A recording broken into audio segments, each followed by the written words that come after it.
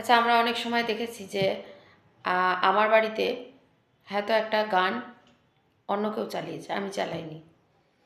সেই গানটা যে হচ্ছে তার সাথে সাথে আমিও যেন কখন গুনগুন করতে শুরু করে দিয়েছি। আবার এরকমও হয় যে সেই গানটা হয়তো আমার ঘরে চলছে না, রাস্তায় কোথাও থেকে শোনা যাচ্ছে অন্য কেউ চালিয়েছে, বা পাশের কারোর বাড়ি থেকে শোনা যাচ্ছে। তখন আমরা দেখি যে ওই গানটাও আমি কখন যেন নিজের মধ্যে গুনগুন করতে শুরু করে দিয়েছি। হয়তো আমাদের কথাবার্তা চিন্তা ভাবনাও কিন্তু ঠিক এরকম।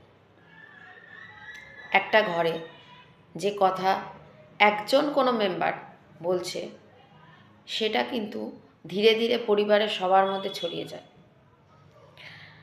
কেউ যদি একবার বলে দেয় যে না, আমাদের ইনকামটা অনেকটা কমে গেছে, তখন পরিবারের আরেকজনের মনেও হবে যে হ্যাঁ, সত্যি কমে গেছে, কি করে সংসার চলবে, এরকম একটা চিন্তা তখন পুরো ঘরের মানুষগুলোকে কিন্তু ঘিরে ফেলে।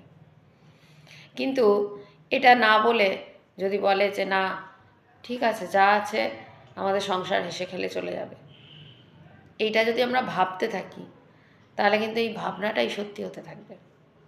অনেকবারই বলেছি যে আমরা যা ভাববো সেটাই কিন্তু সত্যি হবে। তাই ভাবনাটা যেন ভালো হয় সেটাই বলা দরকার। এবং ওই ভালো ভাবনা, আমি একটা উদাহরণ পয়সার দিক থেকে দিলাম, এরকম অনেক ক্ষেত্রেই হয়। আমার পরিবারে হয়তো বাচ্চা কথা শোনে না, কিন্তু আমি সেটা সবাইকে ওই শোনে নাটা বলবো না। পরিবারের মধ্যেই হয়তো কথা বলছি, নিজেদের মানুষদের সাথেই কথা বলছি, কিন্তু সেখানেও ওই খারাপটা বলবো না, ভালোই বলবো। যদি খারাপ হয়ও সেটাকে বেশি বলার দরকার নেই।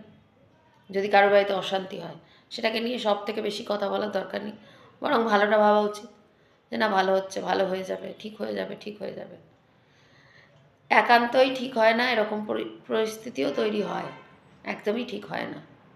তবুও মনের মধ্যে সঠিক ভাবনাটা যদি থাকে, অন্তত সেটার চেষ্টা যদি করি, তাহলে ভালো হতে বাধ্য। এটা কিন্তু কোনো শোনা কথা বা এরকম নয় যে হঠাৎ করে বলা, এটা করে দেখো, নিশ্চয়ই হয়। তাই জন্যই এত জোর দিয়ে বলছি, ভালো ভাবো, ভালোই হবে।